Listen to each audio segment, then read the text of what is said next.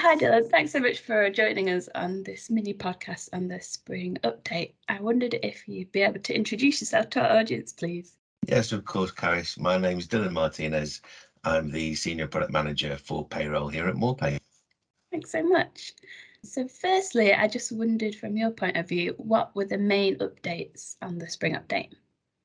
There were three changes that were announced by Rishi Sunak as part of the announcement. The first one was a change to pay-as-you-earn tax, which is reducing from 20% to 90% of the basic rate. However, that's not till 2024, just in time for the next general election. Employment allowance is increasing from £4,000 to £5,000 a year. Third change, increase in the primary threshold of national insurance, which is going up from 9,880 to 12,750. However, that third one isn't taking place till the 6th of July. Awesome. Thank you so much for that update. That was really clear. So obviously there's quite a lot of changes that payroll professionals and their software need to adapt to.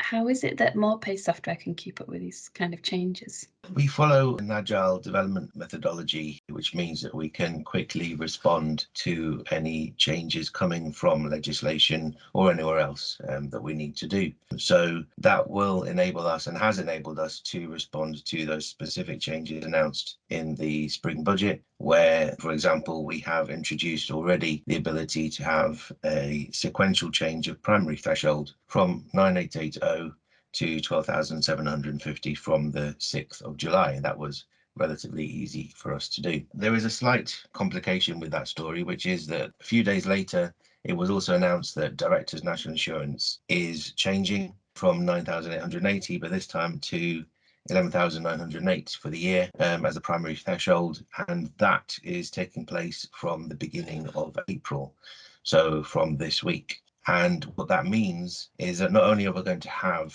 a sequential change for primary threshold for national insurance for most employees, but we're also going to have a change in parallel for directors from the beginning of the tax year. So that means effectively within this current tax year that's coming now, we are going to have three different primary thresholds for national insurance, two for employees, which happens sequentially, and one for directors, which is happening in parallel, which is unprecedented and not something that we've had to deal with in the past. We are, as I said, following an agile methodology here, which we will be able to reconcile that reasonably quickly.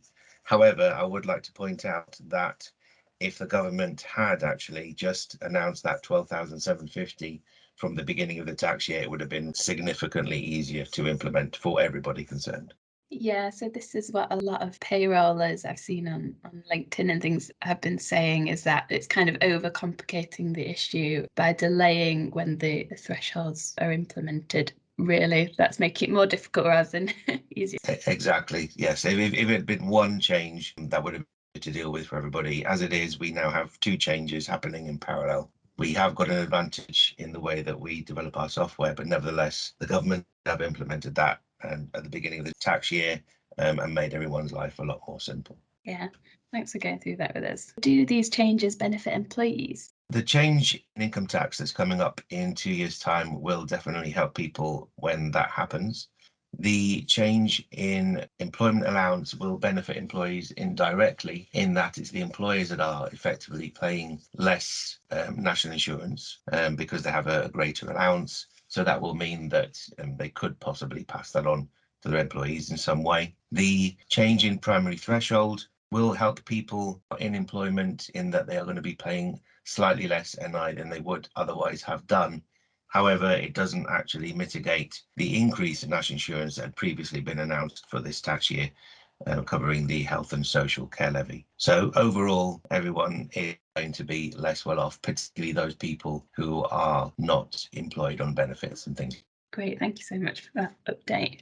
Because employees will be under the strain, as you said, despite this kind of changes that might alleviate it in the short term, is there anything that employers should do or be aware of in this time?